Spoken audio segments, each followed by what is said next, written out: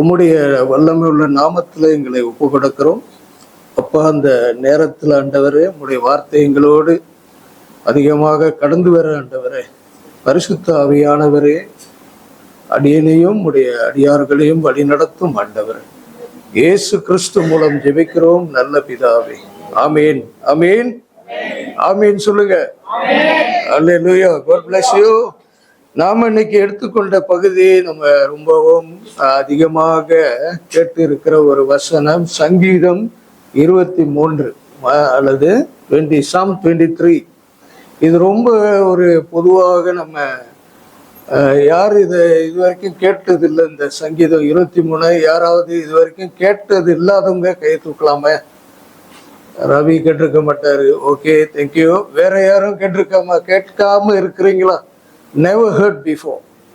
Psalms 23 இல்ல, பொதுவா சபைகளிலே இந்த சங்கீதம் பொதுவாக அதிக இடங்களிலே பயன்படுத்தப்படுகிறது. அதாவது மரணம் நடக்கும்போது கண்டிப்பாக இந்த வசனங்கள் அதிகமாக சபைகளிலே பயன்படுத்துவார்கள். சில ஃபினரல்ஸுங்களில், மற்றபடி பிரசங்கங்கள்ல, மற்றபடி பல சூழ்நிலைகள்ல இந்த வசனங்கள், இந்த சங்கீதம் 23 பிரயோஜிக்கப்படுகிறது. அல்லேலூயா. ஆக இன்னைக்கு நம்ம இதை எடுத்து வந்திருக்கிறோம். இந்த சங்கீதம் 23 பத்தி நம்ம பேசும் பொழுது என்ன பார்க்கிறோம்னு சொன்னாக்கா, இன்னைக்கு தலைப்பு Lord is my shepherd.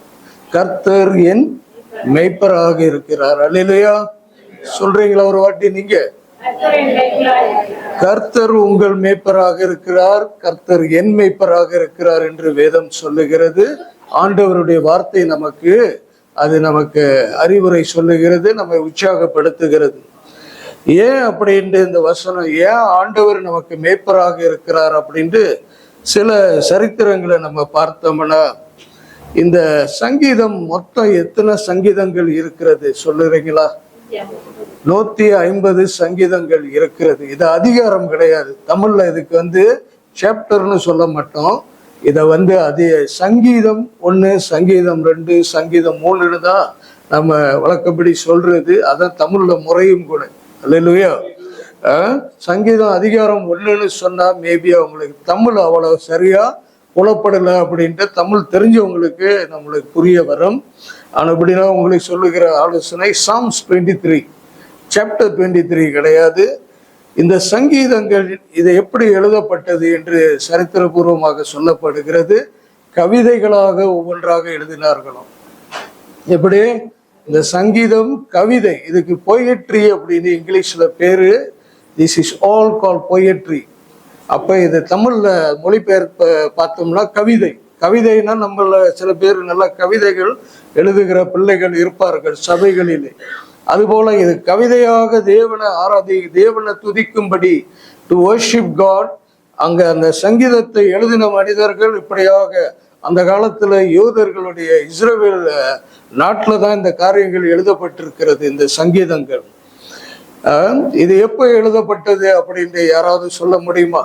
இது எத்தகைய காலங்கள்ல எழுதப்பட்டது? 150 சங்கீதங்கள் எப்ப எழுதப்பட்டது? 1100 சொச்சமா இல்ல 1000 சொச்சமா இல்ல 900, 800, 600, 500 எந்த வருடத்துல கிட்டத்தட்ட எழுதப்பட்டதுன்னு யாராவது கை தூக்கி சொல்றீங்களா?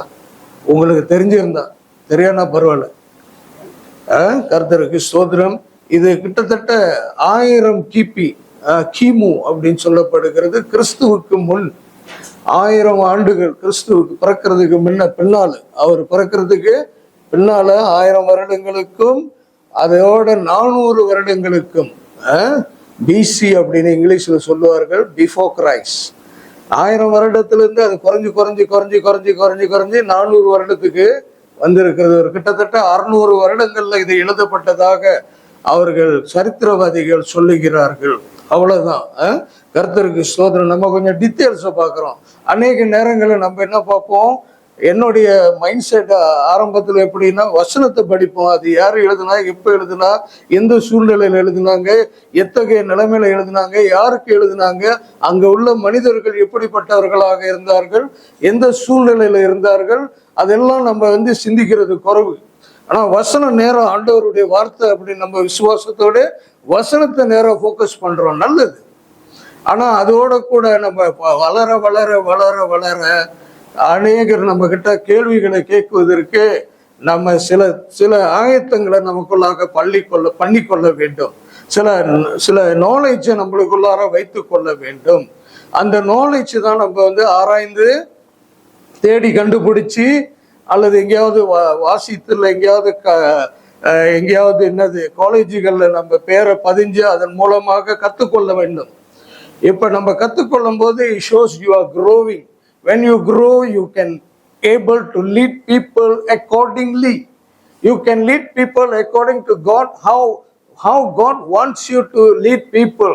இது ரொம்ப முக்கியம். If you don't have if you don't have enough knowledge to lead people, because you yourself is not being upgrading in your scriptural knowledge, then you'll have find problem. You can lead somebody to certain limit only. After that, you'll find problem to lead that person, and that is a problem. அது நல்லது இல்லை பாருங்க. அதனால சில வேதத்தை நம்ம வாசிக்கிறது நல்லது, வேதத்தின்படி வாழ வேண்டும் நம்ம. அது மேமாங்க, அது 100% அக்செப்டபிள். பட் அதோட கூட அடிஷ்னல் நாலேஜாக இது எப்போ எழுதப்பட்டது எல்லாம் நம்ம கொஞ்சம் ஆராய்ந்து பார்க்க வேண்டும். It shows the sign of growing. அப்ப நீங்க வளர வளர, நம்ம சபை வளர வளர புதியவர்களை வழி நடத்துவதற்கு சுலபமாக இருக்கும். அவங்களுக்கு எடுத்து சொல்வதற்கு நமக்கு தெளிவாக சொல்ல முடியும் நம்மளால. This is very important, very very important, crucial. அதனாலதான் பைபிள் கிறிஸ்தவர் என்ன சொன்னாரு, பைபிள் ஷேரிங் அப்படின்னு சொல்லி இருக்கிறார். அது என்ன அடிப்படை அப்படின்னா, want to hear your knowledge about the Bible. உங்களுடைய நாலேஜ் மெத்தியூ 3வது அதிகாரம் சொல்லப்பட்டிருக்கிறது. மெத்தியூ 1வது அதிகாரம் கண்டிப்பா போயிருப்பீங்க. எத்தனை பேர் போனீங்க, செஞ்சீங்களா உங்க ஸ்கிரிப்சர் ஷேரிங்ல? So it was not that appetizing. அவ்வளவு என்னோட பாயிண்டே இல்லை இதுல. இது யாரை பத்தா, இது யாரை பத்தா, யாரு பத்தா, யாரு பத்தா, அப்படியே தான் வந்துகிட்டு இருக்கோம். ஜீனியாலஜிக்கல் லிஸ்டிங்னுவாங்க. சரி, இயேசு கிறிஸ்துவோடைய பிறப்புக்கு அதை எல்லாம் கொண்டு வராங்க. It is very useful. கர்த்தருக்கு ஸ்தோத்திரம். ஆக நம்ம சொன்னபடி அது எப்போ எழுதப்பட்டதுன்னா 1000 BC-ல இருந்து 400 BC வரைக்கும், இயேசு கிறிஸ்து பிறக்கிறதுக்கு ஒரு 400 வருடங்களுக்கு முன்னமே சங்கீதம் எழுதப்பட்டாச்சு. இதை எழுதினவர் எந்த மனிதன் அப்படின்னு பார்த்தா, சங்கீதத்தை எழுதினது யாரு அப்படின்னு சொன்னா எப்படி என்ன சொல்றீங்க நீங்க? யாராவது சொல்ல முடியுமா? எத்தனை பேரு? நிறைய பேர் எழுதியிருக்காங்க. ஆரம்பத்துல எல்லாம் நினைச்சுக்க, பொதுவான ஒரு சிந்தனை எப்படின்னா எனக்கு இருந்தது, தாவீதுடைய சங்கீதம், தாவீதுடைய சங்கீதம், தாவீதுடைய சங்கீதம் நம்ம பார்ப்போம். ஏன்னா நம்ம மேல அந்த குறிக்கப்பட்டு இருக்க குறிப்பை பார்க்கறது கிடையாது. நான் அப்படி கிடையாது. ஆரம்ப நாட்களில் அந்த பாயிண்ட்ஸை தான், வசனம் என்ன சொல்லுது, இதுதான் நம்மளுக்கு வேணும். வசனம் கண்டிப்பா நம்மளுக்கு வேணும். ஆனா அது யாரால எழுதப்பட்டது, அந்த நாலேஜுக்குள்ளார நம்ம போகணும். அதான் வளர்ச்சி. வசனத்துல வளர்றது வளர்ச்சி. அது அது அது கேள்வி கிடையாது அதுக்கு. ஆனாலும் அடிஷ்னல் நாலேஜா இதெல்லாம் இருக்கிறது. சங்கீதம், தாவீது எத்தனை சங்கீதம் எழுதினாரு அப்படின்ட்டு யாராவது சொல்ல முடியுமா? என்னடா கிளாஸ் நடத்துறாங்க அப்படின்றீங்களா? எத்தனை சங்கீதங்களை தாவீது ராஜா எழுதினாரு? தாவீது, கிங் டேவிட் அல்லது டேவிட் ஹிம்செல்ஃப். பைபிள் படி பார்த்தா ஒரு 73 சங்கீதங்களை தாவீது எழுதியிருக்காரு அப்படின்ட்டு பைபிள்ல குறிப்பிடப்பட்டிருக்கிறது. மேல நம்ம ஒவ்வொரு சங்கீதங்களாக படிக்கும் போது 150 சங்கீதங்கள் இருக்கிறது. அதுல தாவீது எழுதினது 73 அப்படின்னு சொல்லுகிறார். நானும் அதை செக் பண்ண, ஒவ்வொரு சங்கீதமா ஹைலைட் பண்ணிக்கிட்டே, அவரோட பேர் உள்ளதை மட்டும் ஹைலைட் பண்ணிக்கிட்டே பார்த்தா 73 நின்றுச்சு. அடுத்து மற்றவங்க எழுதியிருக்கிறாங்க. கோராகுடைய குடும்பத்தார் எழுதியிருக்கிறார்களாம் பல சங்கீதங்கள். ஆசாப் என்று சொல்லக்கூடிய ஒரு மனிதன் நிறைய சங்கீதங்களை எழுதியிருக்கிறார். ஆசாப் என்று சொல்லக்கூடிய மனிதன் எப்படிப்பட்டவர்னா, தாவீதால அவரு ஆலயத்துக்கு இந்த ஆராதனையில ஒரு ஈடுபாடு உள்ள ஒரு மனிதன். அதாவது வாத்தியங்கள் பொறுப்பாக, வாத்தியங்கள் ஏற்பாடுகள் எல்லாம் அவருடைய தலைமைத்துவத்துல தான் இருந்ததாக பைபிளே சொல்லப்பட்டிருக்கிறது. ஒரு வசனம் இருக்கிறது, ராஜா தாவீது ராஜா ஆலயத்தினுடைய ஆராதனையில அவரு ஒரு பங்காக நியமிக்கப்படுகிறார்னு நாளாகமம் புஸ்தகத்துல எனக்கு ஞாபகம்ல ஒரு புஸ்தகம் ராஜாக்கள் புஸ்தகத்துல நினைக்கிறேன் எழுதப்பட்டிருக்கிறது. கர்த்தருக்கு ஸ்தோத்திரம். அப்படி இந்த ஆசாப் என்ற மனிதன் எழுதியிருக்கிறாரு. மோசே ஒரு சங்கீதம் எழுதியிருக்கிறாரு. மோசஸ் எத்தனையாவது சங்கீதம் யாராவது சொல்றீங்களா? ஹலோ, எத்தனையாவது சங்கீதம் யாராவது? இல்லை, பரவாயில்ல, நம்ம தவறு செஞ்சா பரவாயில்ல, நம்ம தானே ஆல் சேம் பீப்புள். 90 கரெக்ட், 90 தான், 90வது சங்கீதத்தை மோசே எழுதியிருக்கிறாரு. அல்லேலூயா. ஸோ சாலமோன் 2 சங்கீதத்தை எழுதியிருக்கிறதாக சொல்லப்படுகிறது. ஸோ நிறைய பேர் எழுதியிருக்கிறார்கள் சங்கீதங்கள். தாவீது ஒரு 73 சங்கீதங்கள் அப்படின்னு சொல்லப்பட்டிருக்கிறது. ஸோ இது தாவீது எப்போ எழுதினார்னு எசேக்கியா சொல்லப்படுது. இந்த 23வது சங்கீதம் அவர் எப்போ எழுதினார்னு எசேக்கியா யாரும் கண்டுபிடிக்கப்பட முடியல. இருந்தாலும் கணிப்பு என்னன்னா அவருடைய வயது கடந்த நாட்களிலே இதை எழுதியிருக்கலாம் அப்படின்ட்டு. ஒரு அனுபவமிக்க நாட்களிலே அவரு இந்த காரியத்தை எழுதியிருக்க. ஏன்னா அவரு அந்த சங்கீதத்தை படிச்சுக்கிட்டு வந்தீங்கன்னா 23 கடைசி பகுதி 5:6 சொல்றாரு. 6 சொல்றாரு, என் தேவனுடைய வீட்டில் நான் ஏடின நாட்களா, எப்படி என் ஜீவனுள்ள நாளெல்லாம் நன்மை கிருபையும் என்னை தொடரும், நான் என் தேவனுடைய வீட்டில் நீடித்த நாட்களாக வாசம் பண்ணுவேன்னு சொல்றாரு. ஸோ அந்த திங்கிங்ல அவங்க சொல்றாங்கன்னு நான் நினைக்கிறேன். கர்த்தருக்கு ஸ்தோத்திரம். பாருங்க, இந்த சங்கீதம் யார் யாருக்கெல்லாம் இந்த இடத்துல இங்கிலீஷ் பைபிள் வச்சிருக்கீங்க கொஞ்சம் கை தூக்குறீங்களா? இங்கிலீஷ் பைபிள் உங்க சங்கீதத்துல பாருங்க, 1வது சங்கீதத்திலிருந்து 41வது சங்கீதம் முடிஞ்சு 42வது அந்த 1வது சங்கீதத்துல மேல என்ன எழுதியிருக்கு சொல்லுங்க படிச்சு. மேல அந்த வசனம் ஆரம்பிக்கிறதுக்கு முன்ன என்ன எழுதி இருக்கிறதுன்னு பற்றி யாராவது சொல்லுங்க பார்ப்போம். இங்கிலீஷ் பைபிள்ல அதுக்கு மேல மணி சாம்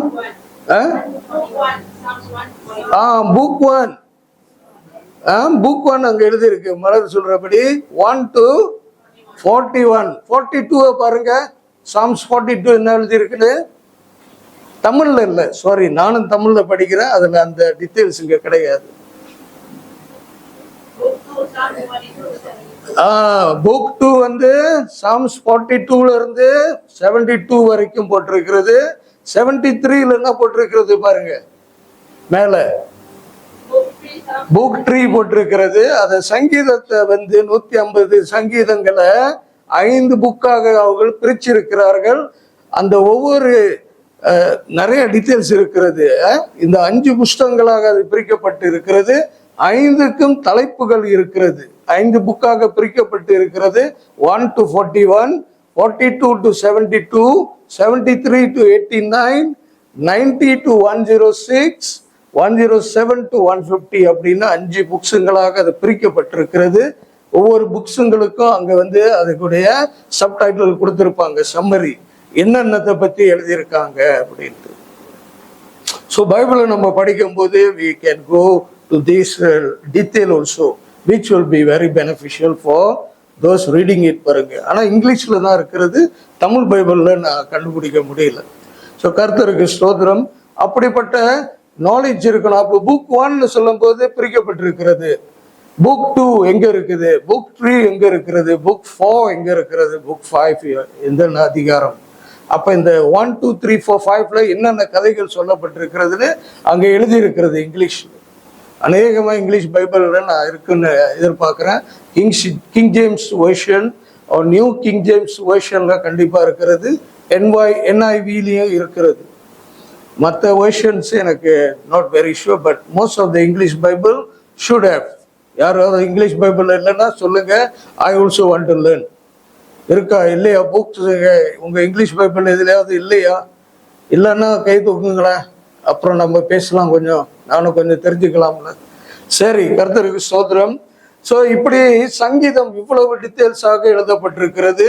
அடுத்து பார்க்குற இந்த சங்கீதங்கள் எல்லாம் சொன்ன மாதிரி கவிதை அல்லது ஹீம்ஸ்னு சொல்லுவாங்க. ஹீம்ஸ்னா கர்த்தரை ஆராதனையில பாடுகிறது. நம்ம சபைகள்ல ஹீம்ஸுங்க குறைவாக நம்ம பாடுகிறோம்.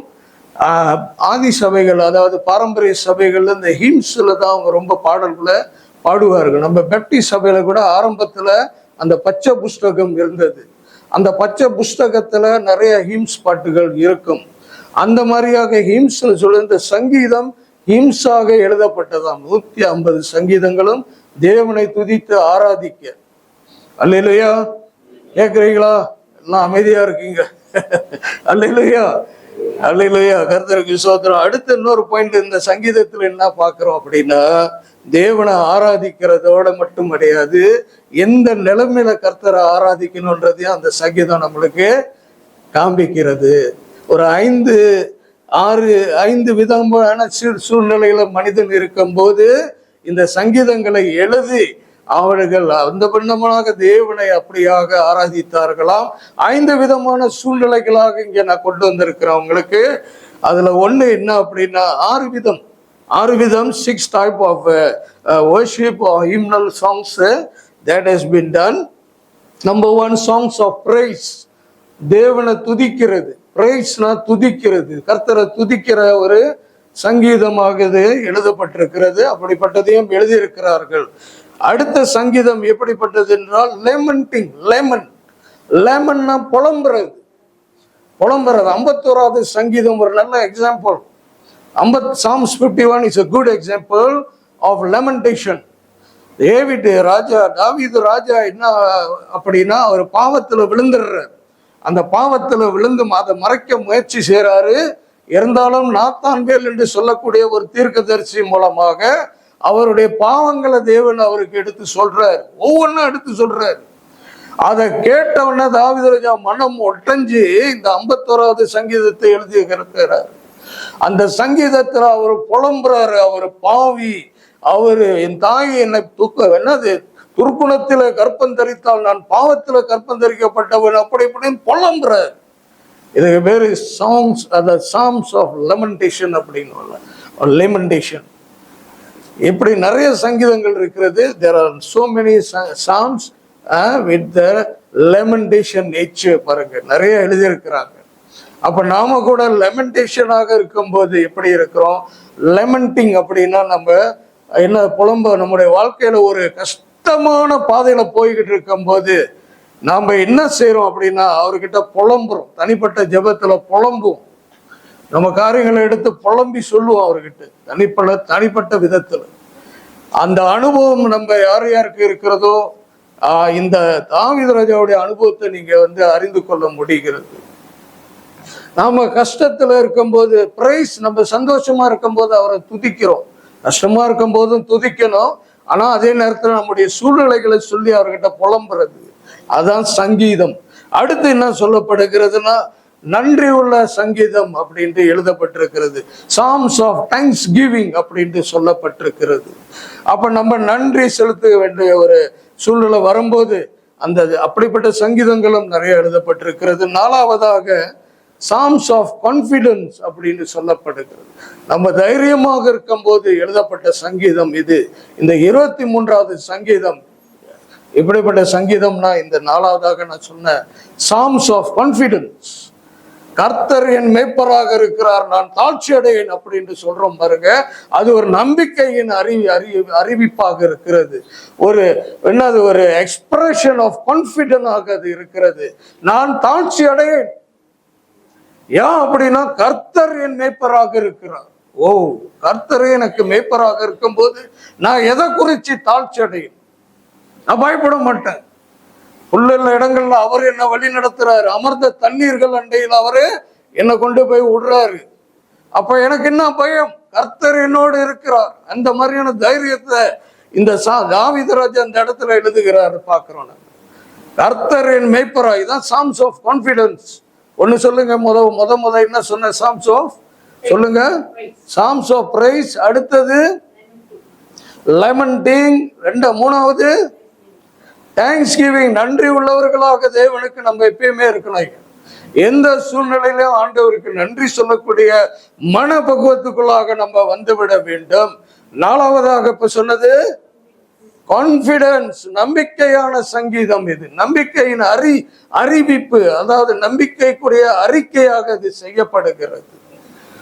என்னுடைய நம்பிக்கை என் தேவன் மேல. ஐந்தாவது என்ன பார்க்கிறோம்னா, டிவைன் கிங்ஷிப். அவர் ராஜாதி ராஜா. ஆனா அந்த ராஜாதி ராஜா இந்த பூமியில் உள்ள ராஜாக்களை போல அல்ல, அவர் தேவத்துவம் நிறைந்த ராஜாவாக இருக்கிறார். அல்லேலூயா, அல்லேலூயா சொல்லுங்க, அல்லேலூயா.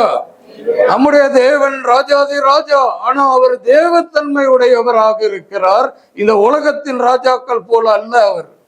அவர் தேவத்தன்மை உடையவர், நம்மை அப்படியாக வழிநடத்த விரும்புகிறவர். ஆனாலும் அவர் தான் நமக்கு ராஜாதி ராஜாவாக இந்த உலகத்துல இருக்கிறார். இந்த அறிக்கை நமக்கு வேண்டும். இந்த வேத அடிப்படையில உலகமும் அதில் உள்ளது யாருக்கு சொந்தம்? யார் இதை படைத்தது? ஆதியாகமம் 1:1 என்ன சொல்லுகிறது?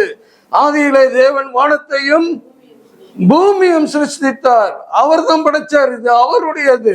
ஆக நம்ம கர்த்தருடைய ஜனங்கள், கர்த்தாவே இது எங்க தேசம், நாங்க இங்க பிறந்து இங்க வாழ்ந்து கொண்டு இருக்கிறோம், ஒரு கால் நாங்க இங்க மறிக்கலாம் என்ற அறிக்கை செய்யணும் தேவனிடத்துல.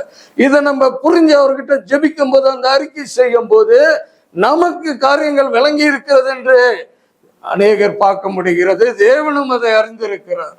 அவங்க மனிதர்கள் செய்கிறார்கள், இது எங்க நாடு, நீங்களாம் வந்தவங்க பண்டாத்தாங்க அப்படின்னு சொல்லட்டும். ஆனா தேவ ஜனங்களுடைய சத்தியத்தை அறிந்த ஜனங்கள், ஆண்டவரே இது நீங்கள் எங்களுக்கு கொடுத்த நாடு, இந்த பூமியில நாங்க பிறந்தோம் ஆண்டவரே, இந்த உலகத்துக்கு சொந்தக்காரன் நீங்க ஆண்டவரே. இவனுங்க வேணா சொந்தக்காரா இருக்கலாம், என்ன ஒரு 100 வருடம், அதுக்கு அங்கிட்டு இவனுங்க இருக்கிற இடமே தெரியாம போயிடுவானுங்க. அவ்வளவுதானே மனிதன் வாழ்க்கை. ஆனா தேவன், தேவாதி தேவன் தலைமுறை தலைமுறையாக நம்ம இந்த உலகத்தை ஆளுகை செய்து கொண்டே இருக்கிறோம். எவ்வளவு லட்சம் 1000 பேருங்களை பார்த்திருப்பாரு, அல்லது லட்சம் பேர்களை அவர் பார்த்திருப்பாரு. எவ்வளவு பேரை பார்த்திருப்பாரு. எப்படிப்பட்ட சர்வாதிகாரிகள் எல்லாம் பார்த்திருப்பாரு. எப்படிப்பட்ட தலைவர்களை பார்த்திருப்பாரு. எப்படிப்பட்ட ராஜாக்களை எல்லாம் நம்ம தேவன் பார்த்திருப்பாரு. அந்த நம்பிக்கை நம்மளுக்கு வரணும். நீங்க பார்க்காத ராஜாவா, நீங்க பார்க்காத பிரதமரா, நீங்க பார்க்காத அகோங்க, நீங்க பார்க்காத யாரு மனிதர்களா அப்படின்ட்டு தேவனிடத்துல நம்பிக்கை வைக்கிறோம் பாருங்க. இதான் அந்த சாம்ஸ் ஆஃப் கான்ஃபிடன்ஸ் அப்படின்னு சொல்லப்படுகிறது. ஒரு எடுத்துக்காட்டுக்கு சொல்லிக்கிட்டு இருக்கிறேன். அடுத்தது டிவைன், சொன்னது டிவைன் கிங்ஷிப். ஐந்தாவது, இந்த தேவன் நம்முடைய தேவன் ராஜாதி ராஜான்னு சொல்லும் போது எப்படிப்பட்ட ராஜா, எதுக்கெல்லாம் ராஜாவாக இருக்கிறார், எந்த அவருடைய தன்மை, ராஜ்ய தன்மை எப்படிப்பட்டது, இப்ப இருக்கிற ராஜாக்கள் எப்படிப்பட்டவர்கள். வசனம் சொல்லுது, நம்முடைய தேவன் ராஜாக்களுடைய இருதயங்கள்ல, அவங்களுடைய இருதயம் அவருடைய கைகள்ல இருக்கிறது. ராஜாக்களுடைய இருதயம் அவருடைய கரங்கள்ல இருக்கிறது. தன்னுடைய விருப்பத்தின்படி அதை திருப்புகிறார் என்று வேதம் சொல்லுகிறது. ராஜாவுடைய இருதயம் எப்படிப்பட்டதா இருந்தாலும், பார்வோன் ராஜாவுடைய இருதயத்தை கடினப்படுத்தினவர் தேவன் என்று வேதம் சொல்லுகிறது. அவன் எப்படியெல்லாம் கடினப்படுத்தினான் அவனுடைய இருதயம்னா வேதம் சொல்லுகிறது. தேவன் அவனுடைய இருதயத்தை பல முறை கடினப்படுத்தினதாக யாத்திராகமம் புஸ்தகத்துல சொல்லப்பட்டிருக்கிறது. கர்த்தருக்கு ஸ்தோத்திரம். ஆக நம்முடைய தேவன் ராஜாதி ராஜா என்று சங்கீதம் வர்ணிக்கப்பட்டு கொண்டிருக்கிறது. கடைசியாக அவர் இந்த சங்கீதத்துல நமக்கு இன்னொரு காரியம் புலப்படுகிறது, ஞானம், விஸ்டம். இது அதிகமாக சங்கீதத்தில் எழுதப்பட்டிருக்கிறத நம்ம அறிந்து கொள்ள முடிகிறது. சங்கீதத்தை நம்ம 150 சங்கீதத்தை படிச்சு முடிச்சிடணும். ரொம்ப கஷ்டமே இல்லை. அது 150 சங்கீதம், ஒரு நாளைக்கு 5 சங்கீதம் வாசித்தோம்னா 30 நாள்ல முடிச்சிடணும். 30 நாள்ல முடிச்சிடணும். ஒரு போதகர் இப்படி சொன்னார் அன்னைக்கு, நான் எந்த அன்னைக்கு நான் பைபிளை படிக்காம இருக்கிறேனோ அந்த அன்னைக்கு நான் செத்துட்டேன்னு அர்த்தம் அப்படின்ட்டு ஆண்டவர்கிட்ட அவர் அறிக்கை செய்தார். எந்த நாள் நான் ஆண்டவரே நான் எந்திரிச்சு நான் வேதத்தை படிக்காத நாளா இருந்தா அது நான் செத்த நாளா தான் இருக்கணும் அப்படின்ட்டு அவர் ஒரு விசுவாச அறிக்கை செய்தாராம். அது மனிதனுடைய வார்த்தையா இருந்தாலும் இது நமக்கு எவ்வளவு பிரயோஜனமாக இருக்கிறது பாருங்க. கர்த்தருக்கு ஸ்தோத்திரம். ஆக வேதத்தை, சங்கீதத்தை நம்ம பார்க்கும்போது இத்தகைய காரியங்களை நம்ம புரிந்து கொள்ள முடிகிறது, அதோடைய பேக்ரவுண்ட்ஸ். கர்த்தருக்கு ஸ்தோத்திரம். இப்ப நம்ம அந்த வசனங்களுக்கு வருகிறோம். கர்த்தர் என் மேய்ப்பராக இருக்கிறார் அப்படின்ட்டு வேதம் சொல்லுகிறது. மேய்ப்பன் என்று சொல்லும்போது இந்த இடத்துல அவர் நம்மளை ஆடு மேய்க்கிறவர், நம்ம ஆடு அவர் மேய்க்கிறவர் அப்படின்னு அர்த்தம் கிடையாது. அது அர்த்தம் இல்லை. அவர் நம்ம வழி நடத்துகிறவர். தாவீது ஏன் அதை எழுதினார் அப்படின்னா, அவருடைய ஆடு மேய்த்த நாட்களுடைய அனுபவங்களை வைத்து கொண்டு கர்த்தர் அந்த வண்ணமாக பார்க்கிறார். இவர் எப்படி ஆடுகளை மேய்த்தார், தாவீது எப்படி ஆடுகளை மேய்த்தார்னா, 2வது வசனம் சங்கீதம் 23:1 வாசிங்க. நான் தாழ்ச்சி அடையேன். 2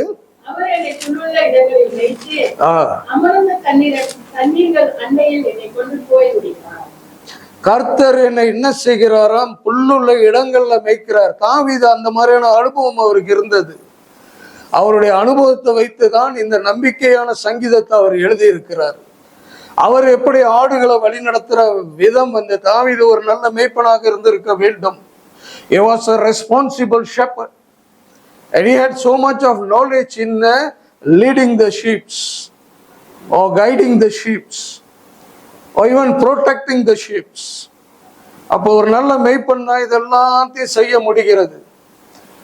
நல்ல மேய்ப்பன்னா ஆடுகளை பாதுகாக்க முடிகிறது. எதுல இருந்து, தீங்குல இருந்து பாதுகாக்க முடிகிறது.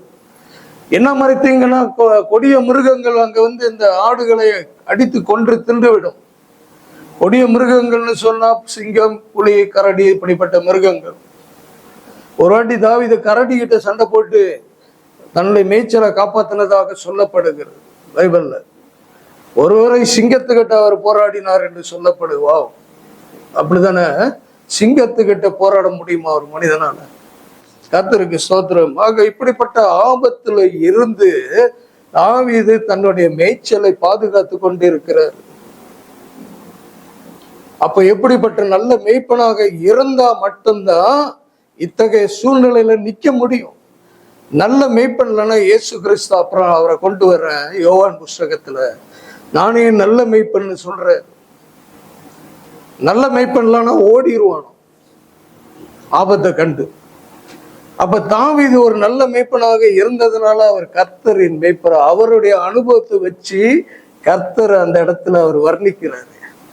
கர்த்தர் என் மேய்ப்பராக இருக்கிறார். இவர் நல்ல மேய்ப்பரா ஆடுகளை நல்லா பார்த்து இருந்த ஒரு மனிதன் தாவீது. இல்லைன்னா ராஜாவுடைய பொறுப்பை ஆண்டவர் கொடுத்திருக்க மாட்டாரு. ஒரு ரெஸ்பான்சிபிலிட்டி ஆண்டவர் அந்த இடத்துல பார்த்திருக்கிறார். ஒரு நல்ல இன்டெகிரிட்டி அவர்கிட்ட இருந்திருக்கிறது, பொறுப்பு இருந்திருக்கிறது, பொறுமை இருந்திருக்கிறது, தைரியம் இருந்திருக்கிறது. எதிராக வருகிற காரியங்களை எடுத்து நின்று போராடக்கூடிய தைரியம் அவர்கிட்ட இருந்திருக்கிறது. ஏன்னா அவருடைய நம்பிக்கை தேவன் மேல வைத்து இருந்திருக்கிறார். கர்த்தருக்கு ஸ்தோத்திரம். அப்ப தாவீது என்ன செய்யறாரா, ஒரு நல்ல மேய்ப்பனாக தான் இருந்ததுனால தேவனை அவர் வர்ணிக்கிறார், பிக்சரைஸ் பண்றார், அல்லது ஃபிகரேட்டிவ் அப்படின்னுவாங்க. அவ உங்களுடைய அனுபவம், உங்களுடைய வாழ்க்கையினுடைய அனுபவம், என்னுடைய வாழ்க்கையினுடைய அனுபவத்தை நம்ம வச்சு தேவனை நம்ம வர்ணிக்கணும், அவரை வர்ணிக்கணும். நம்ம இடரலான பாதையில கடந்து போகும்போது நம்ம எப்படி அவர் பாதுகாத்து கொண்டார், நம்ம எப்படி அந்த இடத்துல இருந்து அவர் விடுவித்தாரு, நம்ம பொருளாதாரத்துல பாடுபட்டு கொண்டு இருக்கும் போது அதுல இருந்து எப்படி ஆண்டவர் நம்மளை கொண்டு வந்தாரு, அந்த அனுபவத்துல நம்ம போயிருப்போம். நம்ம நிச்சயமா எல்லாரும் ஒரு கஷ்ட காலத்துல ஏதாவது ஒரு பிரச்சனையில ஒரு சூழ்நிலை கடந்து போயிருப்போம். அதை வைத்து நம்முடைய தேவனை ஆராதிக்கும் போது அப்படிப்பட்ட காரியங்களை நினைவு கூர்ந்து அவருக்கு நன்றி பலிகளை ஏறெடுக்கணும். அதுதான் ஆராதனை. அததான் அந்த இஸ்ரவேல் மக்கள் அந்த காலத்துல 150 சங்கீதங்களாக எழுதி அவருடைய ஆலயத்துல தேவன் அவர்கள் ஆராதித்து கொண்டு இருந்திருக்கிறார்கள். இதுதான் சங்கீதம் நம்ம கையில இன்னைக்கு கொடுக்கப்பட்டிருக்கிறது. அப்ப தாவீது என்ன சொல்றாரு, தன்னுடைய மேய்ச்சல் அவர் நல்ல முறையோடு அதை வழி நடத்தி இருக்கிறார். He didn't what you call misuse the authority, that he was a shepherd to lead the herds அல்லது the sheep, to take care of them, to protect them, to preserve them, to feed them, to nourish them. எவ்வளவு காரியங்கள் இருக்கிறது. அதெல்லாம் அவர் பொறுப்பா செஞ்சவனதான் தேவனை அந்த அளவுல, நானே இப்படி இந்த மேய்ச்சல் இவ்வளவு பொறுமையா பொறுப்பா செஞ்சு கொண்டு இருந்திருக்கிறேன், நீங்க என்ன இந்த அளவுக்கு பொறுமையா பொறுப்பா என்னை வழி நடத்தி கொண்டு இருக்கிறீங்க, நான் ஏன் பயப்படணும், நான் ஏன் பயப்படணும், நான் கலங்க மாட்டேன், நான் தாழ்ச்சி அடையேன், I shall not want அப்படின்றது. கர்த்தர் என் மேய்ப்பராக இருக்கிறார்னு நம்ம எல்லாரும் நம்மளுடைய விசுவாசத்துல நம்ம வைத்துக் கொள்ள வேண்டும்.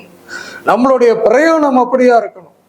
நம்மளுடைய சூழ்நிலை எதுவாக இருந்தாலும் சங்கீதங்கள் நிறைய நம்மளுக்கு எழுதப்பட்டிருக்கிறது. அதுல ஒண்ணு இன்னைக்கு பார்த்துக்கிட்டு இருக்கிறோம், கர்த்தர் என் மேய்ப்பராக இருக்கிறார், நான் தாழ்ச்சி அடை.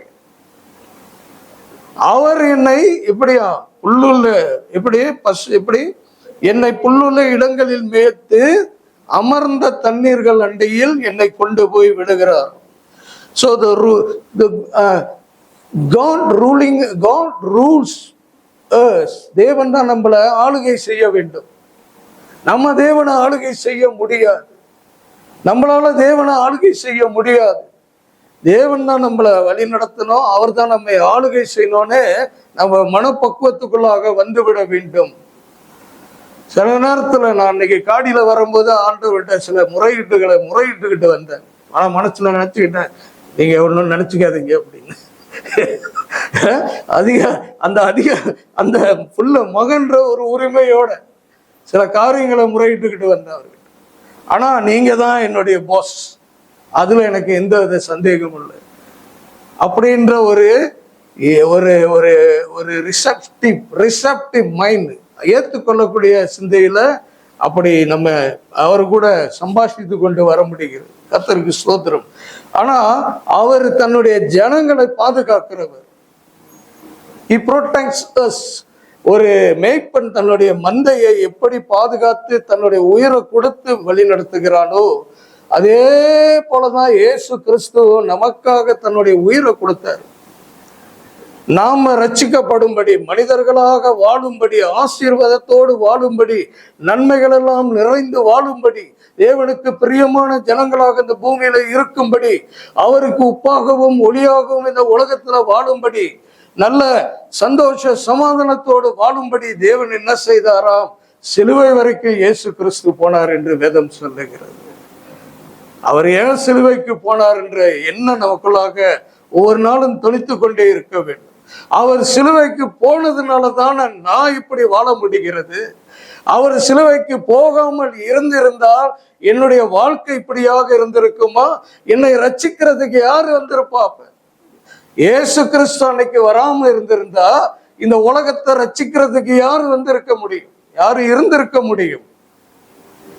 யோசித்து பார்க்க வேண்டும். இயேசு கிறிஸ்து வந்ததுனால நான் இன்னைக்கு ரட்சிக்கப்பட்ட. அன்னைக்கு அவர் சிலுவை உபதேசங்களை அவர் எடுத்துக்கொண்டார், சிலுவை பாடுகளை அவர் எடுத்துக்கொண்டாரு. அன்னைக்கு அவர் வராம இருந்திருந்தா என் நிலைமை என்ன இருக்கும்? நான் ஒரு நியாயப்பிரமாண காலகட்டங்களிலே வாழ்ந்து கொண்டிருந்திருக்கலாம். மேபி நியாயப்பிரமாணத்துல ஏதாவது ஒண்ணுல மீறினா எல்லாத்தையும் மீறினதாக அர்த்தமா? ஒண்ணுல மீறினா எல்லாத்தையும் மீறினதாக அர்த்தம் என்று வேதம் சொல்லுகிறது. ரோமர் புஸ்தகத்துல பவுல் எழுதியிருக்கிறார். ஆனா கிருபை, இயேசு கிறிஸ்துடைய கிருபையினால நான் பொழைச்சுக்கிட்டேன்னு பவுல் குதிக்கிறார். பவுல் அப்படியாக ஆர்ப்பரிக்கிறார். அவருடைய கிருபையினால நான் பொழைச்சுக்கிட்டேன், நான் தப்பிச்சுக்கிட்டேன், நான் ரட்சிக்கப்பட்டுட்டேன் அப்படின்னு ஒரு சந்தோஷம் அவருக்குள்ளாக உள்ளத்தின் ஆழத்திலிருந்து அந்த சந்தோஷத்தை வெளிப்படுத்தி கொண்டிருக்கிறார். ரோமர் புஸ்தகத்தில் இயேசு கிறிஸ்து எப்படிப்பட்டவர், அவர் என்ன தன்மை உள்ளவர் அப்படின்னு பார்க்கணும். அவர் இந்த உலகத்துக்கு மனித அவதாரம் எடுத்து வந்தார். He came, he manifested in human being. He came as a human, but he was God, fully God அப்படின்னு சொல்றார். அவர் முழுமையான தேவன், முழுமையாக மனிதனாக இந்த உலகத்துக்கு வந்தார். ஏனென்றால் மனிதனாக வாழ வேண்டிய ஒரு வழிபாடுகளை நமக்கு காண்பித்து போனார். ஆனா அவரிடத்துல தேவ தன்மை அப்பப்ப வெளிப்பட்டது. அப்பப்ப அற்புத அடையாளங்களை, சுகம், உயிர் கொடுக்கிறார், வியாதியை குணப்படுத்துகிறார், பேய்களை துரத்துகிறார், பல அற்புத அடையாளங்களை அவரால் செய்ய முடிகிறது. And he spoke with grace on the teachings. அவர் போற இடங்களில் எல்லாம் உபதேசங்களை கொடுத்து கொண்டு போனாரு. தேவனுடைய ராஜ்யம் எப்படிப்பட்டது, எப்படி பரலோக ராஜ்யம் எப்படிப்பட்டது, இயேசு கிறிஸ்துவுடைய வழிபாடுகள்ல போகிற நீங்களும் நானும் அவருடைய தன்மைகள்ல நம்ம வெளிப்பட வேண்டும். இது this is say it goes without saying அப்படின்னு இது இயற்கையாகவே தேவ பிள்ளைகள் மீது காணப்பட வேண்டும். இயேசு கிறிஸ்துவுடைய தன்மைகள் அப்படின்னு. கிறிஸ்துவுடைய சிந்தையை உடையவர்களாக இருங்கள் பவுல் எழுதினார். கிறிஸ்துவுடைய சிந்தை எப்படிப்பட்டது யோசித்து பார்த்தோமா? நம்ம நேரத்தை சேவ் பண்றோமா? கிறிஸ்துவுடைய சிந்தை எப்படிப்பட்டது? கிறிஸ்துவுடைய சிந்தை எப்படிப்பட்டதுன்னா பிலிப்பியர் புஸ்தகத்திலே அதே பவுல் எழுதியிருக்கிறார். தம்மை தாமே தாழ்த்தினார் என்று பார்க்க, அதாவது மரண பரியந்தமும் தம்மை தாழ்த்தினார் என்று வேதம் சொல்லு. அவர் தேவனுக்கு சமமாக இருப்பதை ஒரு கொள்ளையாடின பொருளாக எண்ணாதபடிக்கு, அவர் என்னவே கிடையாது. அவர் தேவனோடு சமமாக இருந்தவர். ஆதியில உலகத்தை தேவன் படைக்கும் போது அவர் அந்த இடத்துல இருந்தார் என்று வேத சத்தியம் சொல்லுகிறது. அவர் தேவ தன்மை உடையவர், இந்த உலகத்துக்கு தேவ குமாரனாக வந்தவர். ஆனாலும் அவர் தேவ தன்மை உடையவர், தேவன் அவர்தான் என்று வேதம் சொல்லுகிறது அநேக இடங்களில். அப்படிப்பட்ட கிறிஸ்துவனுடைய சிந்தை எப்படிப்பட்டதா? தேவனுக்கு சமமாய் இருப்பதை ஒரு கொள்ளையாடின பொருளாக எண்ணாதபடிக்கு பிலிப்பியர் 2வது அதிகாரம் 8வது வசனத்துல வாசிங்க. 8-9 நினைக்கிறேன். மனுஷ ரூபமாய் காணப்பட்டு, நல்லா கவனிங்க, படிங்க சிஸ்டர். மரண பரியந்தம், until the death, even to the death அப்படின்னு இங்கிலீஷ்ல சொல்லுது. சாகிற வரைக்கும் அவரால் எப்படி இருந்தாரு? படிங்க. கீழ்ப்படிந்தவராக இருந்தார். யாருக்கு கீழ்ப்படிந்திருப்பார்? அவரு பிதாவாகிய தேவனுக்கு தம்மை ஒப்பு கொடுத்துட்டார். முடிஞ்சிச்சு. நம்ம ஒரு நாள் ஞானஸ்தானம் எடுத்தோம்.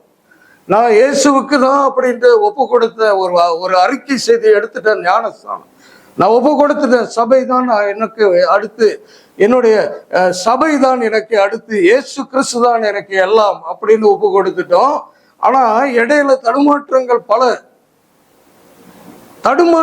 பல, கீழ்ப்படியாமைகள் பல, பின்வாங்குகிறது பல சூழ்நிலைகள் இருக்கிறது. ஆனா இதெல்லாத்திலும் தேவ கிருபை நம்மளை தாங்கி கொண்டு இருக்கிறது. பழைய ஏற்பாடு பிரமாணத்துல இருந்திருந்தோம்னா நம்மளாம் தூக்கி எறியப்பட்டிருப்போம். அங்கெல்லாம் பழைய ஏற்பாடுல லேவியார் ஆகமத்துல சொல்றாரு, பலி கொடுக்கும் போது இப்படி செஞ்சா அவங்க கொல்லப்பட கடவன், இப்படி செஞ்சா மனைவியும் கொல்லப்பட கடவர், புருஷனும் கொல்லப்பட கடவன், இப்படி செஞ்சா இப்படி. பழைய ஏற்பாட்டுல பிரமாணங்கள் ஐயோ ரொம்ப பயமா இருக்கு படிக்கும் போது. நல்ல வேலை நம்ம அப்ப இல்லைன்னு சொல்லப்பட, ஆண்டவருக்கு ஸ்தோத்திரம் அப்படின்ட்டு நினைக்க வேண்டியதாக இருக்கிறது. ஆனா இப்போ உள்ள காலகட்டத்துல ஆண்டவருடைய கிருபைக்குள்ளாக நம்ம வந்துட்டோம். கர்த்தர் என் மேய்ப்பராக இருக்கிறார், நான் தாட்சி அடைவதில்லை. அவர் என்னை புல்லுள்ள இடங்களில் வைத்து அமர்ந்த தண்ணீர்கள் அண்டையில் என்னை கொண்டு போய் விடுகிறார் என்று சொல்லும் போது, do we really understand? Do we really know what are we saying about? What are we proclaiming about? கர்த்தர் என் மேய்ப்பராக இருக்கிறார், ஆனா நான் அவருடைய ஆலயத்துக்கு வர மாட்டேன், ஒழுங்கா வர மாட்டேன், நான் ஆராதிக்க மாட்டேன். வாரந்தோறும் சபையில ஏற்பாடுகள் இருக்கிறது, அதை நான் முரண்பாடாக தான் செயல்பட்டு கொண்டு இருப்பேன். ஆனா கர்த்தர் என் மேய்ப்பராக இருக்கணும். So who is ruling who? யாரு ஆளுகை செய்ய பார்க்கிற அந்த இடத்துல? கர்த்தரின் மேய்ப்பராக இருந்தா அவர் தான் வழி நடத்தணும். என்ன அவர் இயேசு கிறிஸ்துடைய தன்மை பிலிப்பியர் 2:8 படிச்சோம். அவர் இறுதி பரியந்தம், அதாவது மரண பரியந்தமும் தன்னை தாழ்த்தினார் என்று வேதம் சொல்லுகிறது. வாவ், ஹலோ, பியூட்டிஃபுல் சென்டென்ஸ்ல இதை நம்ம எடுத்து மெடிடேட் பண்ணி கொண்டு வாழும் போதுதான் நம்மளுடைய மெய்ப்பத்தன்மை, தேவனுடைய உண்மையான மெய்ப்பத்தன்மை நமக்குள்ளாக காணப்படுகிறது. அவர் நம்மை மெய்யாக வழிநடத்த முடிகிறது. நம்ம இடம் கொடுக்கிறோம். ஆடுகள் இடம் கொடுத்தாதான் மெய்ப்பனு. பழைய ஏற்பாடுல இஸ்ரேல் காலங்கள்ல, அந்த காலங்கள்ல, தாவீது காலங்கள்ல மேய்ப்பர் முன்னுக்கு போவார். அந்த ஆடுகள்லாம் அவங்க பின்னாலே போகுமா, அந்த ஆடுகள் எல்லாம் பின்னால போகுமா. இந்த வசனம் சொல்லுது, உம்முடைய கோலும் உம்முடைய தடியும் என்னை தேற்றும் அப்படின்னு. நான் சில படங்கள் எடுத்து செஞ்சேன்.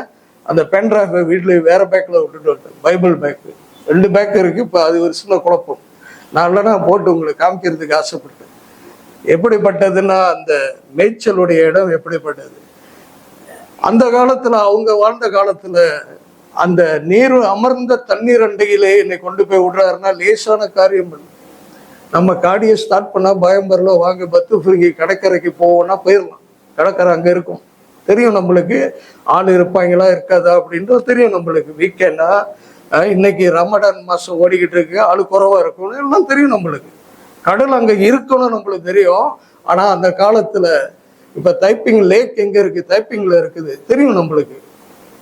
லேக் கார்டன் நம்மளுக்கு தெரியும், பக்கத்துல ஜூ தெரியும் நம்மளுக்கு, எல்லாம் நம்மளுக்கு இருக்கிறது அந்த இடத்துல. We know that we go there, we will reach the place and we will do whatever we want to do. ஆனா இவங்க வாழ்ந்த காலத்துல இவங்க அந்த அமர்ந்த தண்ணீர் அண்டையை தேடிக்கிட்டு போகணுமா தூரமா. எங்க அவங்க மேய்ப்பர்களுக்கு அனுபவம் இருக்கும், ஆனா அவங்க போகிற அந்த காலத்தை பொறுத்து இருக்கிறது. சில இடங்கள்ல தண்ணி இருக்கும், சில இடங்கள்ல தண்ணி இருக்காது. ஏன்னா அந்த இடம் வந்து மலேசியா மாதிரி இல்லை, யூரோப் மாதிரியும் பச்சை பச்சைன்னு இருக்காது. அது காஞ்ச இடமா. அது it's a dry land. It's called desert surrounded. It is surrounded by desert everywhere. It was a very dry land and very hot ground. நல்ல ஒரு கடுமையான நிலமாக இருக்கும், கரடு முரடா இருக்கும். அப்ப இவங்க மேய்ப்பர்கள் அதை தேடிக்கிட்டு போறாங்க. எங்க போய் கடைசியில அந்த தண்ணீர் அண்டையை கண்டுபிடிக்கும் போது பச்சை பச்சைன்னு அந்த இடம் ஒரு சின்ன இடம் தான். எத்தனை மந்தை அங்க போய் நிற்கும், எத்தனை மந்தைகளை மேய்ச்சி கொண்டு அந்த இடத்துல போய் அவங்க சேருவாங்கன்றதை நம்மளால யோசிக்க முடியல. ஆனா அந்த சின்ன இடத்துல போனவன்னு அவ்வளவு கஷ்டப்பட்டு போவாங்க. தூரமான பிரயாணத்துல போகணுமா கண்டுபிடிக்கிறதுக்கு அந்த இடங்களை சில குறிப்பிட்ட காலங்கள்ல. அப்படி போகும்போது கண்டுபிடிச்சவனு தான் இந்த சங்கீதத்தை தாவீது எழுதுறாரு. நீர் என்னை அமர்ந்த தண்ணீர்கள் அண்டையிலும், இப்படி அமர்ந்த தண்ணீர் அண்டையில கொண்டு போய் விடு, புல்லுள்ள இடங்களிலும் அமர்ந்த தண்ணீர் அண்டை உள்ள இடங்களிலும் கொண்டு போறாரு. He was appreciating God's grace. தேவ கிருபை, தேவ தயவு, தேவ வழி நடத்து. அப்பா சாமி கண்டுபிடிச்சுட்டா அப்படின்ட்டு உட்கார்றவங்கள ஒரு மரத்துக்கு நிழல் வெயில்ல, கொடுமையான வெயில்ல வேலை செஞ்சவங்கன்னா அந்த மாதிரி இவங்க ஒரு திருப்தியில அடைவாங்களாம் அந்த இடத்துல போய். அவ்வளவு கஷ்டமாக தேடிக்கிட்டு போறாங்க அந்த இடத்த. ஆனா கர்த்தர் அவங்களுக்கு அந்த காரியத்தை அந்த இடத்துல நியமிச்சு வச்சிருக்கிறாருன்னு நன்றியோடு சொல்றாங்க, நான் தாழ்ச்சி அடையேன் அப்படின்ட்டு. அதே மாதிரி நம்ம தேவ ஜனங்களும் கூட ஆண்டவர் இடத்துல நம்ம நெருங்க நெருங்க நெருங்க தான் அவர் நமக்கு செய்கிற நன்மைகள்லாம் நமக்கு தெரியும். எத்தனையோ ஆபத்துகள்ல இருந்து அவர் நம்மை என்னது பாதுகாத்து இருக்கிறார்னு நமக்கு தெரியும். Otherwise we will live just like a sheep without a shepherd. ஒரு மேய்ப்பன் இல்லாத ஆடுகள் எப்படி இருக்குன்னா பைபிள் சொல்லுது, it is exposed to everything. அது எல்லா ஆபத்துக்கும் தன்னை வந்து என்னது வெளிப்படுத்தி கொண்டு இருக்கிறது. அதுக்கு சரியான மேய்ச்சல் இருக்காது, வழி நடத்துதல் இருக்காது, பாதுகாப்பு இருக்காது, தேவ தயவு இருக்காது. ஏன்னா மேய்ப்பன் அந்த இடத்துல இல்லை. இந்த ஆடு தனியா போயிருச்சுன்னு வச்சுங்களேன், ஒரு ஆடு தனியா போயிருச்சுன்னா அதோடைய நிலைமை எப்படி இருக்கும்? அதுக்கு யாரு பாதுகாப்பு கொடுக்கிறது? பாதுகாப்பு இருக்காது. இயேசு கிறிஸ்துவரை ஒரு உவமையில சொல்றாரு, 100 ஆடுகள் இருந்து ஒரு ஆடு காணாம போனா அந்த ஒரு ஆடை தேடி கண்டுபிடிச்சு கொண்டு வந்து அந்த என்னது மந்தைகளை சேர்க்கிறது தான் அந்த சந்தோஷம் அப்படின்றார். அப்படிப்பட்ட நல்ல மேய்ப்பன் இயேசு கிறிஸ்து உங்களுக்கு எனக்கும் இருக்கிறாரு. We must live appreciative life and we must always think of God and do things according to what he wants us to do. நம்ம அநேக நேரங்கள்ல ஆண்டவரே எனக்கு இது வேணும், ஆண்டவரே இது எனக்கு வேண்டும், ஆண்டவரே இது எனக்கு வேண்டும், ஆண்டவரே நான் படிப்புல, நான் வேலையில, நான் ஊழியத்துல, நான் ஆத்துமாவில, எல்லாத்துலயும் எனக்கு என்னது வீடு, காடி, லோரி, பஸ் எல்லாம் வேணும் ஆண்டவர்கிட்ட கேட்கிறோம். நம்ம அது கேட்கலாம், நம்மளுக்கு உரிமை இருக்கிறது. ஆனா ஞானத்தோடு அதை கேட்கணும், கர்த்தருடைய சித்தத்துக்கு இணைந்து அதை கேட்கணும். தேவ சித்தத்தை நம்ம அறிந்து கொள்ள வேண்டும். கர்த்தர் இதுல பிரியப்படுகிறாரா? பரலோகத்தில் இருக்கிற எங்கள் பரமபிதாவே, உம்முடைய ராஜ்யம் வருவதாக, உம்முடைய சித்தம் எங்க? பரமண்டலங்கள் எப்படிப்பட்டது? பரமண்டலம் பரலோகம் எப்படிப்பட்டது? அங்க என்ன இருக்காது? அங்க திருடு இருக்காது, பொய் இருக்காது, பித்தலாட்டம் இருக்காது, கள்ளம் இருக்காது, நேர்மைதான் இருக்கும், ஆசீர்வாதம், சந்தோஷம் எல்லாம் அங்கதான் இருக்கும். அது பரம சந்தோஷத்தை கொடுக்கிற இடம். கண்ணீர் அங்க இருக்காது, அங்க என்ன இருக்காது? வியாதி இருக்காது, அங்க பிரச்சனைகள் இருக்காது. அப்ப பரமண்டலங்களில் செய்யப்படுவது போல பூமியிலும் செய்யப்பட வேண்டும்னு நம்ம ஜெபிக்கிறோம்.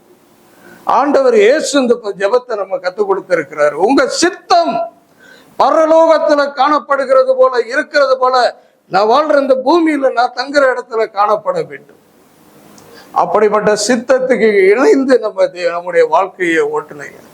தேவ சித்தத்துக்கு நம்மளை ஒப்பு கொடுங்க. அன்னாடு ஜெபத்துல கேட்கணும், உங்க சித்தம் எனக்கு தெரியல ஆண்டவரே, உங்க சித்தப்படி என்னை வழி நடத்துங்க, உங்க சித்தப்படி என்னை வழி நடத்துங்க, உங்க சித்தப்படி என்னை வழி நடத்துங்க. ஒரு பிரச்சனை வரும்போது நான் சொல்லிட்டேன், ஆண்டவரே உங்க சித்தம் தானே, இது உங்க சித்தமாக இருக்கலாம், நான் இதுல கடந்து போனாதான் எனக்கு ஒரு நல்ல அனுபவம் கிடைக்கும் போல அப்படின்ட்டு ஒரு பாசிட்டிவான அதை காரியத்தை நம்ம அணுகிறதுக்கு உதவியாக இருக்கிறது வேத ஞானம். ஆக கர்த்தருக்கு ஸ்தோத்திரம். என்ன நம்ம பார்க்கிறோம், நம்முடைய தேவன் இயேசு கிறிஸ்து நமக்கு இன்னைக்கு நல்ல மேய்ப்பனாக இருக்கிறார் என்று வேதம் சொல்லு. இந்த சங்கீதத்துல நான் பார்த்து கொள்றேன், எனக்கு நேரம் இல்லை ஒவ்வொன்றா போறதுக்கு. 3வது வசனத்தை வாசிங்க, நான் தொடர்ந்து போறேன்.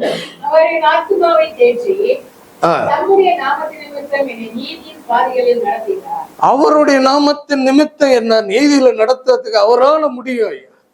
He wants to lead me according to the righteous path according to his name. அவருடைய பேர்னால தான் நம்ம வழி நடத்தப்படுறோம். நம்ம பேர்னால வழி நடத்தப்பட கிடையாது. வேதம் சொல்லுது. எசேக்கியேல் 36:22 ஒரு வசனம் இருக்கிறது. அங்க என்ன சொல்றாருன்னா, என்னுடைய நாமத்தினால உங்களை நான் காப்பாத்துறேன் அப்படின்றாரு. என்னுடைய பேர் கெட்டு போகாம நான் புரிஞ்சுக்கிறாரு, தேவனுடைய பேர் கெட்டு போயிடக்கூடாதுன்ட்டு அவரை அந்த ஜனங்களை வழி நடத்துறாராம். அந்த ஜனங்கள் பொல்லாப்பல செஞ்சுக்கிட்டு இருக்காங்க தேவனுக்கு விரோதமா. இருந்தாலும் ஆண்டவர் அவங்களுக்கு அந்த இடத்துல நன்மையை செய்கிறார். நன்மை செய்யும் போது இது உங்களுக்காக நீங்க நினைச்சுக்காதீங்க, நீங்க don't think that you deserve it, this is because of my name I'm doing this for you அப்படின்ட்டு எசேக்கியேல் 36:22 ஒரு சம்பவத்தில் ஆண்டவர் சொல்றார். ஆக அவருடைய நாமத்துக்காக நம்மளை வழி நடத்தக்கூடியவராக இந்த சங்கீதம் 23:3 சொல்லுது. எப்படியா, என்னுடைய நாமத்தின் நிமித்தம், தம்முடைய நாமத்தின் நிமித்தம் என்னை நீதியின் பாதைகளில் என்ன செய்தார், அவர் வழி நடத்துகிறார். என்னுடைய நீதினால நான் வழி நடத்தப்படுறேன்னு நான் ஓரளவுக்கு தவறாக புரிஞ்சு கொண்டு இருக்கலாம். ஆனா அப்படி கிடையாதா, அவருடைய நாமத்தின் நிமித்தம் என்னை அவருடைய நீதியில என்னை வழி நடத்தக்கூடியவராக இருக்கிறார். How grateful we are should be. எப்படிப்பட்ட எப்படி நன்றி உள்ள ஜனங்களாக நம்ம அவருக்கு இருக்க வேண்டும் அப்படின்னு நினைத்து பார்த்தோம்னா, நினைக்கிறேன் என்னையும் சேர்த்துதான். We are very far, very far, very far. Mostly human being are very far, mostly. இங்க நம்மளை வழி நடத்துற ஆண்டவரே உங்க நாமத்தினும் தான் வழி நடத்துங்க அப்படின்னு நம்ம ஒப்பு கொடுக்க தான் அவர் நம்ம மேல பிரியப்பட முடியும். அவர் நம்ம மேல அவருக்கு பிள்ளையாக இருக்க முடியும். நீங்க வழி நடத்த உங்க பிரியப்படி என்ன வழி நடத்து. நான் எல்லாம் செய்யறேன், நான் ஊழியத்துக்கு போறேன், நான் வேலைக்கு போறேன், நான் எல்லாம் பிள்ளைகளை வழி நடத்த பொறுப்பா இருக்கிறேன், திருட்டு வேலை எதுவும் செய்ய மாட்டேன், நேர்மையான வாழ்ந்து காட்டுங்க, வாழ்றேன், எல்லாம் நான் செய்யறேன் ஆண்டவரே. ஆனா உங்க நாமத்து நிமித்தம் என்ன வழி நடத்துங்க நீதியின் பாதையில அப்படின்னு ஜெபிக்க முடியுதா நம்மளால? இதான் தாவீது இந்த இடத்துல எழுதிய ஒரு சங்கீதம். ஒரு மனிதனால தேவனுக்கு எழுதப்பட்டது, இன்னைக்கு தேவனுடைய வார்த்தையாக மனிதனுக்கு கொடுக்கப்படுகிறது. அல்லேலூயா, அல்லேலூயா, அல்லேலூயா. இதை எழுதினவர் தாவீதுயா.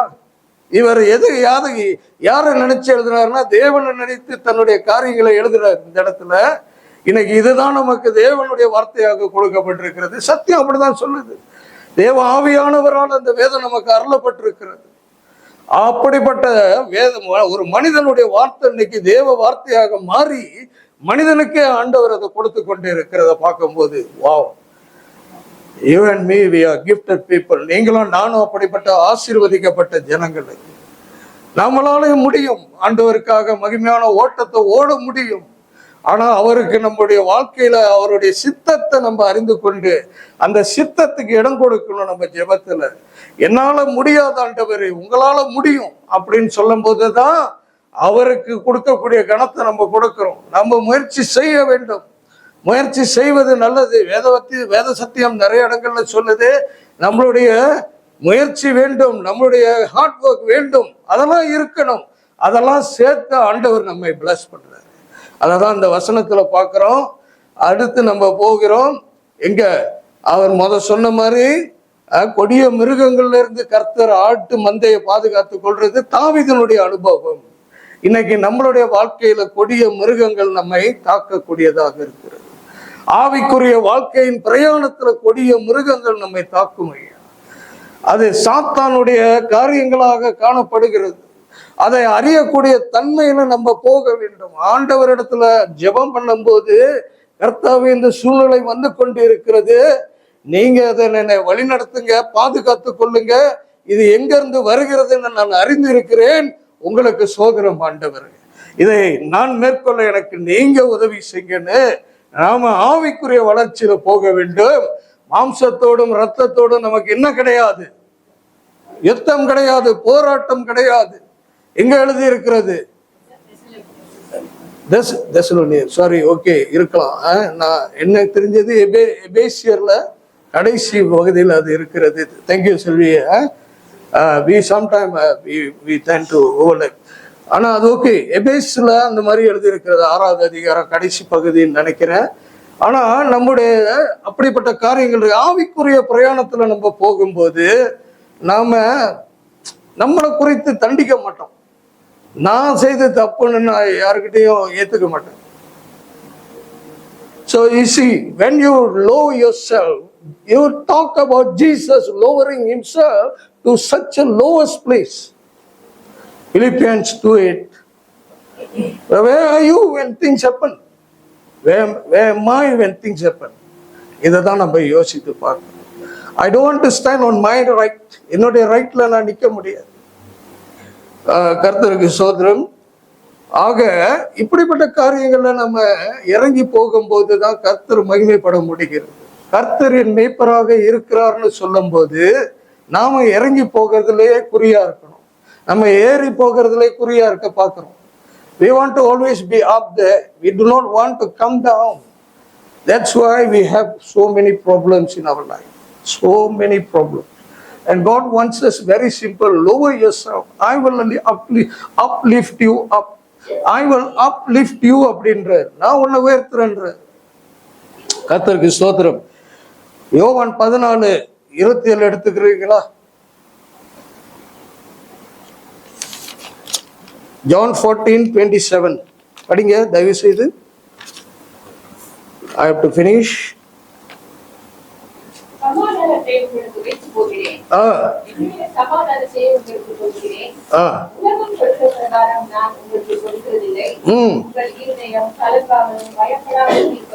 இதேதான் ஆண்டவர் இயேசு கிறிஸ்து அந்த 14வது அதிகாரத்துல ஆரம்பிக்கிறாரு. சாப்டர் 14ல உங்கள் இருதயம் கலங்காது இருப்பதாக அப்படின்றாரு.